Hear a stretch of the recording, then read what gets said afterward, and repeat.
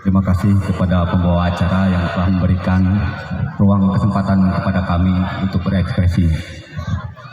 Dalam kerangka HUT Bayangkara yang ke-78, dalam slogan Polri dalam kerangka presisi, semoga semakin konsisten dalam menjalankan segala tugasnya. Penghargaan yang setinggi-tingginya saya ucapkan kepada Forkopincam Kecamatan Lengkong, kepada seluruh jajaran Ormas OKP yang nampak hadir dalam kesempatan yang mulia ini. Terutama saya persembahkan pembacaan puisi ini kepada Kepolisian Republik Indonesia dalam HUT Bayangkara ke-78 dan yang paling utama kepada Kepolisian Sektor Lengkong. Sekali lagi kepada Ormas dan OKP yang telah hadir, kawan-kawan seperjuangan untuk tetap bersinergi dan konsisten dalam perjuangan dalam kerangka pemuda. Akhirnya untuk itu semua saya persembahkan puisi ini kepada seluruh jajaran masyarakat Kecamatan Lengkong.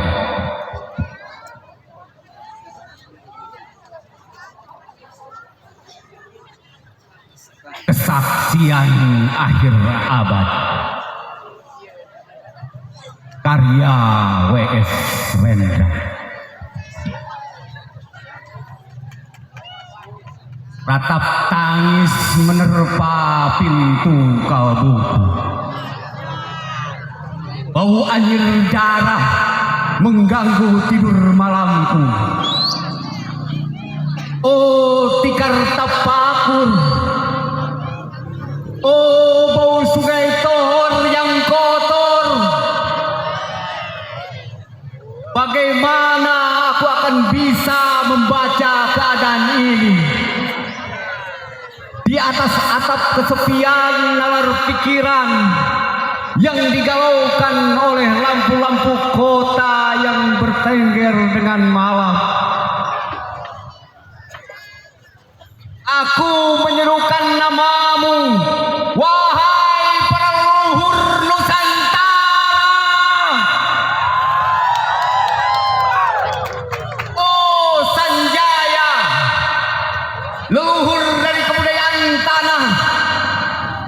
Oh Purnawarman, leluhur dari kebudayaan air. Kedua wangsamu telah mempersatukan budaya tanah dan air.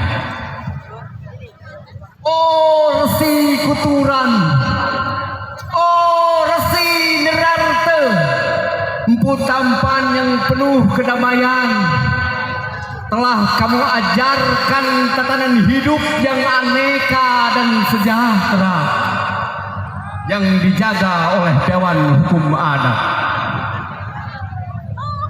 Bagaimana mesti aku mengerti bahasa bising dari bangsaku kini?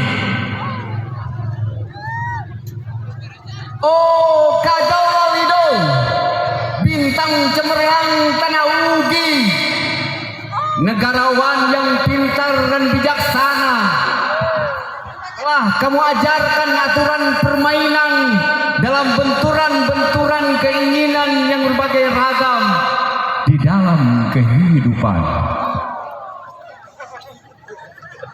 Aduh, bicara rapang dan wari, lihatlah wajah-wajah berdarah dan rahim yang diperkosa muncul dari puing-puing tatanan hidup yang porak-poranda.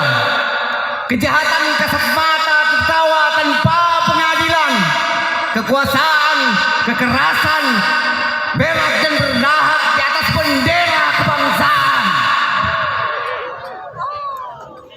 Oh anak cucuku di zaman sibernetik, bagaimana akan kalian baca prasasti dari zaman kami? Apakah kami akan mampu menjadikan ilham kesimpulan, ataukah kami justru menjadi sumber masalah di dalam kehidupan? Dengan puisi ini aku bersaksi bahwa rakyat Indonesia belum merdeka. Rakyat yang tanpa hak hukum bukanlah rakyat merdeka. Hak hukum yang tidak dilindungi oleh lembaga pengadilan yang mandiri adalah hukum yang ditulis di atas air.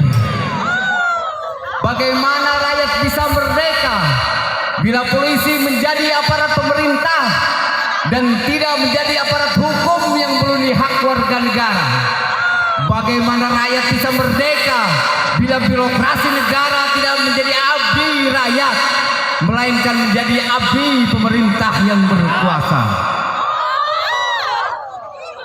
Bagaimana rakyat bisa merdeka bila hak pilih mereka dipasung, tidak boleh memilih secara langsung wakil-wakil mereka di Dewan Perwakilan, dan juga tidak boleh memilih secara langsung camat mereka, bupati, wali kota, gubernur, dan presiden mereka.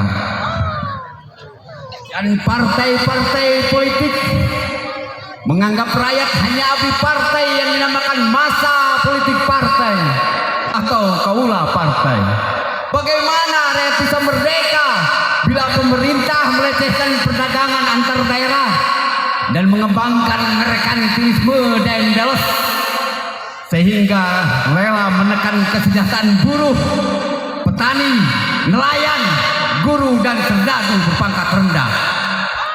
Bagaimana rakyat bisa merdeka dan provinsi-provinsi sekedar menjadi tanah jajahan pemerintah pusat? Tidak boleh mengatur ekonominya sendiri, tatanan hidupnya sendiri, dan juga keamanannya sendiri. Ayam, serigala, macan, ataupun gajah, semua peka pada wilayahnya. Setiap orang juga ingin berdaulat di dalam rumah tangganya. Setiap penduduk ingin berdaulat di dalam kampungnya, dan kehidupan berbangsa tidak perlu merusak daulat kedaerahan. Hasrat berbangsa dan naluri rakyat untuk menjalin ikatan daya cipta antar suku yang penuh keanekaan kehidupan dan memaklumkan wilayah pergaulan yang lebih luas untuk sama-sama merdeka bersama.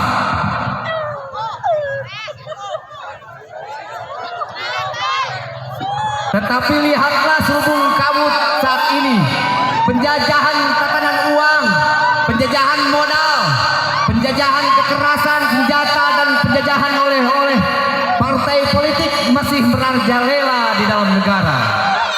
Dengan puisi ini aku bersaksi bahwa sampai saat puisi ini aku tanda tangani, para elit politik yang kedudukan ataupun yang masih berjalan tidak pernah memperjuangkan sarana-sarana kemerdekaan rakyat. Mereka hanya rusuh dan gaduh memperjuangkan kedaulatan golongan dan partainya sendiri. Mereka hanya bergulat untuk posisi sendiri. Mereka tidak peduli kepada posisi hukum, posisi polisi, ataupun posisi birokrasi. Dengan picik mereka akan mendaur ulang malapetaka dan negara yang telah terjadi. Oh Indonesia, Indonesia, negara yang kehilangan makna, rakyat yang sudah dirusak tatanan hidupnya, berarti sudah dirusak dasar peradabannya, dan akibatnya dirusak pula kemanusiaannya. Maka sekarang negara tinggal menjadi peta. Itu pun peta-peta yang lusuh dan hampir sobek pula. Pendangkalan kehidupan bangsa telah terjadi. Tatanan nilai rancu, dusta, pencurian, penjarahan, dan kekerasan halal. Manusia sekedar semak belukar yang gampang dikacau dan dibakar. Paket-paket pikiran mudah dijajakan.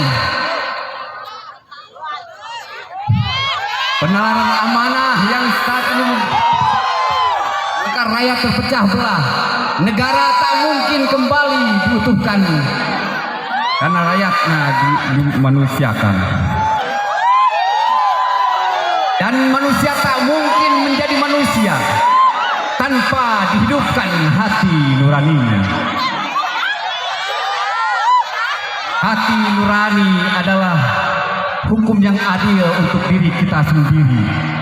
Hati nurani adalah sendi dari kesadaran merasakan kemerdekaan pribadi. Dengan puisi ini aku bersaksi bahwa hati nurani itu meski dibakar tidak bisa menjadi abu. Hati nurani senantiasa bisa bersemi meski sudah ditebang putus di batang.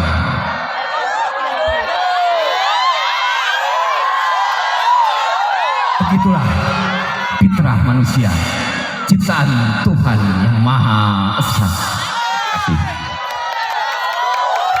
Tepuk tangan yang meriah. Terima kasih kepada abang kita dari Pemuda Pancasila.